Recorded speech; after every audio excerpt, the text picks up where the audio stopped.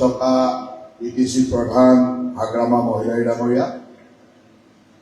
আমাৰ সকলোৰে শ্ৰদ্ধাৰ নেতা তথা সাংসদ ভাৰতীয় জনতা পাৰ্টীৰ সন্মানীয় সভাপতি দিলীপ শইকীয়া ডাঙৰীয়া, ইয়াত উপস্থিত ইটিচিৰ উপপ্ৰধান ডাঙৰীয়া, বিধানসভাৰ অধ্যক্ষ প্ৰাক্তন মহানায়ক অধ্যক্ষ বিশ্বজিৎ দৈমাৰী ডাঙৰীয়া, সতীৰ্থ মন্ত্ৰী শৰণ বড়ো ডাঙৰীয়া, মঞ্চত উপস্থিত থকা নতুনকৈ নিৰ্বাচিত হৈ অহা ইটিচিৰ 14জনকৈ বিধায়ক, সকলোকে মই নাম লোৱা নাই, সকলোকে মই আন্তৰিক শুভেচ্ছা জ্ঞাপন কৰিছোঁ যে তেখেতসকলে এই নতুন বিধানসভালৈ নিৰ্বাচিত হৈ আহিছে ইটিচি অঞ্চলৰ ৰাইজৰ আশা আকাংক্ষা পূৰণ কৰিবৰ কাৰণে, আৰু সকলোৱে ৰাইজৰ আশা আকাংক্ষা পূৰণ কৰিবৰ কাৰণে যাতে বিধানসভাত সবলভাৱে কাম কৰিব পাৰে তাৰ কাৰণে তেখেতসকলক অভিনন্দন জনাইছোঁ, কৃতজ্ঞতা ধন্যবাদ জনাইছোঁ আৰু সুন্দৰভাৱে ইটিচি অঞ্চলৰ কাৰণে কাম কৰিব বুলি আশা ৰাখিছোঁ। আজি ইয়াত উপস্থিত থকা MCLA-সকল, দুয়োটা দলৰ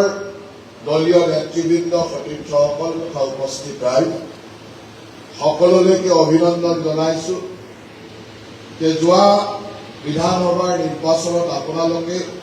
মাননীয় মুখ্যমন্ত্ৰী হিমন্ত বিশ্ব শৰ্মা ডাঙৰীয়াৰ নেতৃত্বত আৰু বিটিচি প্ৰধান হাগ্ৰামা মহিলাই ডাঙৰীয়াৰ নেতৃত্বত বিটিচিৰ 15খন আসনৰ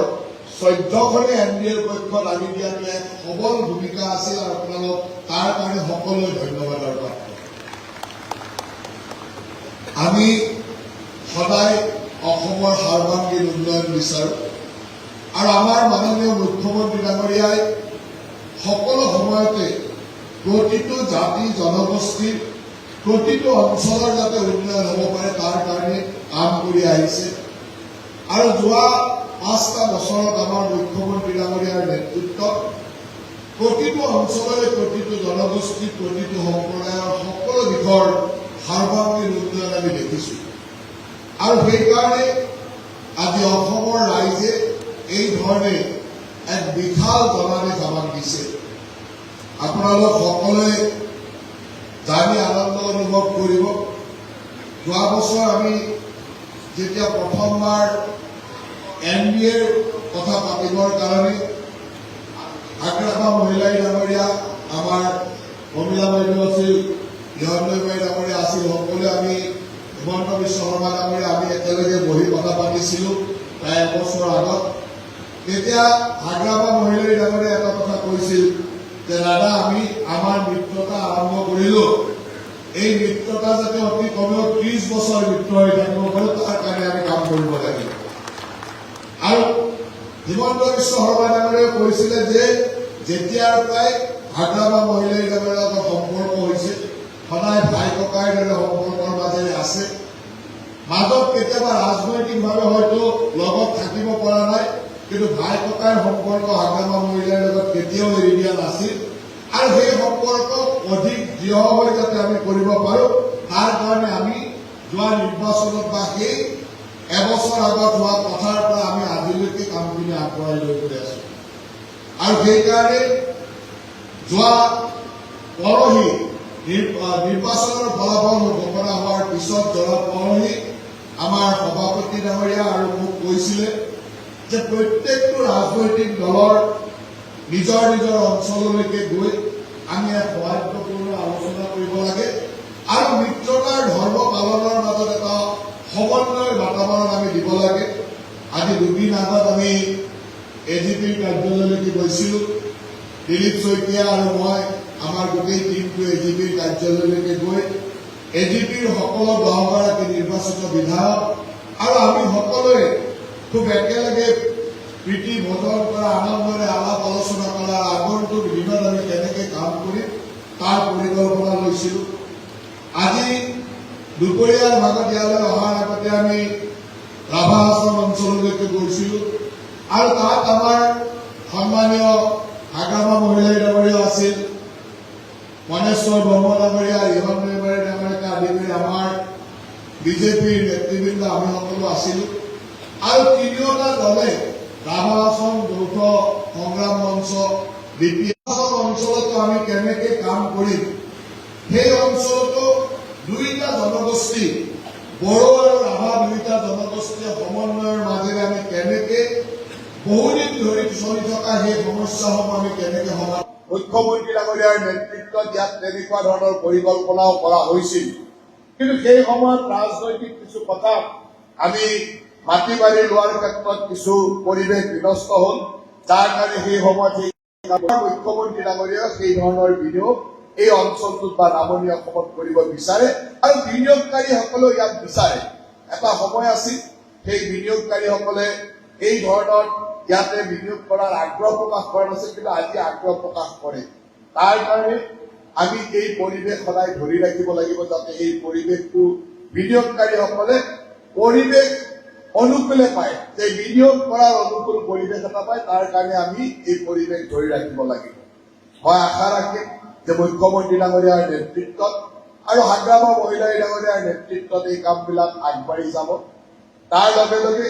মুখ্যমন্ত্ৰী ডাঙৰীয়া আৰু হাগ্ৰামা মহিলাই ডাঙৰীয়াৰ দুয়োৰে যিটো আগ্ৰহ আছিল যে আগন্তুক দিনত আমি অত্যন্ত সুহৃদয়তাৰে সমন্বয়েৰে কাম কৰিব লাগিব আৰু তাৰ কামসমূহ কৰাৰ দায়িত্ব হ'ল আমাৰ তৃণমূল পৰ্যায়ৰ কৰ্মীসকলৰ নেতৃত্বৰ মাজত কেতিয়াও সংঘাত অসুবিধা নহয় কিন্তু তৃণমূল পৰ্যায়ৰ কৰ্মীসকলে বুজিব লাগিব যে অসমৰ উন্নয়নৰ স্বাৰ্থত আমি কৰবাত এৰা ধৰা কৰিব লাগিব কিন্তু আমি সমন্বয়ৰ মাজেৰে থাকিব লাগিব আৰু সেইকাৰণে প্ৰথম দিনাখনৰ পৰাই আপোনালোক সকলোৱে বিশেষকৈ দুয়োটা দল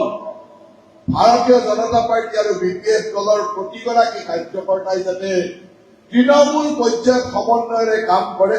সমন্বয়েৰে সুন্দৰভাৱে আগবঢ়াই নিয়ে ইজনে ইটো দলে সিটো দলক দোষাৰোপ কৰাৰ কাম কোনো নকৰে এই ক্ষেত্ৰত আপোনালোক যথেষ্ট সচেতন হ'ব আৰু মুখ্যমন্ত্ৰী ডাঙৰীয়াই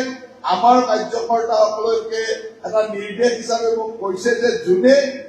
বোলে আমাৰ কথা যোনে কয় তেওঁ নেতৃত্ব লোৱাৰ যোগ্য নহয় বুলি আমি তেওঁক নেতৃত্বৰ পৰা আঁতৰাই দিব লাগে যাতে যোনে মিলিজুলি আহিছো যাতে এই 14গৰাকী বিধায়কৰ নেতৃত্বত সকলো কাম সুন্দৰভাৱে হৈ থাকে অহা 10 তাৰিখে আমাৰ বিধায়িনী দলৰ সভা হ'ব ইতিমধ্যে আমাৰ সভাপতি ডাঙৰীয়াই কৈছে যে বিধায়িনী দলৰ সভা বিজেপি বিধায়িনী দলৰ সভা 9 বজাত হ'ব 10 বজাত এনডিএ বিধায়িনী দলৰ সভা হ'ব গতিকে অহাকালি বিজেপি দলে আমাৰ নেতা নিৰ্বাচন কৰাৰ পিছত এনডিএৰ ফালৰ পৰা আমি বিধায়িনী দলৰ নেতা নিৰ্বাচন কৰিম আৰু তাৰ পিছতে আমাৰ নেতাজনে মুখ্যমন্ত্ৰী হিচাপে শপত গ্ৰহণ অহা 12 তাৰিখে কৰিব আৰু 12 তাৰিখে এই শপত গ্ৰহণ অনুষ্ঠানত আমি খানাপাৰা খেলপথাৰত আয়োজন কৰিছো মুখ্যমন্ত্ৰী ডাঙৰীয়াৰ এই শপত গ্ৰহণ অনুষ্ঠানলৈকে অসমৰ সকলো প্ৰান্তৰ পৰা লোক আহিব আৰু বিটিচিৰো এই 14টা সমষ্টিৰ পৰা প্ৰতিটো সমষ্টিৰ পৰা আমি 400কৈ আমাৰ আৰু ভাৰতীয় জনতা পাৰ্টি আৰু বিপিএফ দলৰ নেতৃবৃন্দ বা কাৰ্যকৰ্তা নিয়াৰ সিদ্ধান্ত লৈছো আমাৰ বিধায়কসকলে তাৰ দায়িত্ব ল'ব প্ৰত্যেকগৰাকী বিধায়কে নিজৰ নিজৰ অঞ্চলৰ দায়িত্ব লৈ তাত বিজেপি আৰু তেওঁলোকৰ দায়িত্ব বিধায়কসকল ইয়াত আমাৰ 10গৰাকী বিপিএফৰ বিধায়ক আছে যাব পাৰো তাৰ কাৰণে আপোনালোকে ব্যৱস্থা কৰিব আমাৰ সাধাৰণ সম্পাদক মাতৃপ্ৰবীণ মনেশ্বৰ আছে যোৱাবেলিও আমি যেনেকৈ সভাৰ কাৰণে গাড়ী মটৰৰ ব্যৱস্থা কৰিছিলো তেখেতক আমি সেই ব্যৱস্থাখিনি কৰি দিম সকলো বিধায়কৰ লগত গাড়ী মটৰৰ কথাখিনি পাতি ল'ব সেই ধৰণৰ গাড়ী মটৰৰ ব্যৱস্থা আগদিনা ৰাতিয়েই গাড়ীসমূহ আহি পাব আগদিনা ৰাতিয়েই নিজৰ নিজৰ জেগাত গাড়ীবিলাক আপোনালোকে প্লেচ কৰি দিব আৰু ৰাতিপুৱাই যাতে ইয়াৰ পৰা সোনকালে ওলাই গৈ 9টা বজাৰ আগত বা 9:30 বজাৰ আগত আপোনালোকে খানাপাৰা ফিল্ডত সোমাই যাব পাৰে সেই ব্যৱস্থাটো কৰিব আৰু আপোনালোক সকলোৱে এই ঐতিহাসিক ক্ষণৰ সাক্ষী হ'ব য'ত অসমৰ ৰাইজে 50% মানুহে অসমৰ ৰাইজে এইবাৰ এনডিএৰ সপক্ষে ভোট দিছে আগতে কেতিয়াও কোনো শাসক দলৰ পক্ষত এনেধৰণে ভোট দিয়াৰ নথি নাই 50% মানুহে আজি গণতন্ত্ৰত মানুহে চৰকাৰ গঠন কৰে 30% ভোট লৈ 20%, 28%, 32%, কিন্তু অসমত মুখ্যমন্ত্ৰী ডাঙৰীয়া আৰু আগ্ৰামা মহিলাই ডাঙৰীয়া আৰু অতুল বৰা ডাঙৰীয়া তিনিগৰাকী ব্যক্তিৰ নেতৃত্বত এইবাৰ ৰাষ্ট্ৰীয় গণতান্ত্ৰিক মঞ্চত প্ৰায় 50% মানুহে ভোট দিছে। এয়া সৰু কথা নহয়। অসমৰ জনসাধাৰণে 50% এই ধৰণৰ ভোট দিয়াটো এটা ডাঙৰ সমৰ্থন। আৰু অসমত 100-200 আসন লৈ আমি বিজয়ী হৈছো। গতিকে ইয়াৰ বিজয়ৰ এই চেলিব্ৰেশ্যন, বিজয়ৰ এই পবিত্ৰ দিনত আমাৰ মুখ্যমন্ত্ৰী ডাঙৰীয়াৰ মুখ্যমন্ত্ৰীৰ শপত গ্ৰহণ অনুষ্ঠানত আমি সকলোৱে উপস্থিত থাকিম। আৰু এই বিধায়কসকলে প্ৰত্যেক সমষ্টিৰ পৰা আমাৰ যিসকল আগ্ৰহী কাৰ্যকৰ্তা আছে তেওঁলোকে যাব, তেওঁলোকক লৈ যোৱাৰ ব্যৱস্থা কৰিব। পৰ্বতজোৰাত আমি জিকিব পৰা নাই, পৰ্বতজোৰাত আমি পৰ্বতজোৰাৰ পৰা 100 মানুহ আমি নিম, যাতে আমাৰ কাৰ্যকৰ্তাসকল তাৰ পৰাও নিৰাশ নহয়। তাৰ কাৰণে আমাৰ সাধাৰণ সম্পাদকৰ BPF-ৰ সাধাৰণ সম্পাদকে সেই ব্যৱস্থাটো তাত থকা দলীয় সতীৰ্থসকলক লৈ কৰিব। তাৰ পৰা অলপ মানুহ যাব আৰু আমি সকলোৱে BTC-ৰ পৰা এই যে 5,500-6 হাজাৰ মানুহ যাম, এইখিনিয়ে গৈ আমি মুখ্যমন্ত্ৰী ডাঙৰীয়াৰ শপত গ্ৰহণ অনুষ্ঠানত সুন্দৰভাৱে উপস্থিত থাকিম।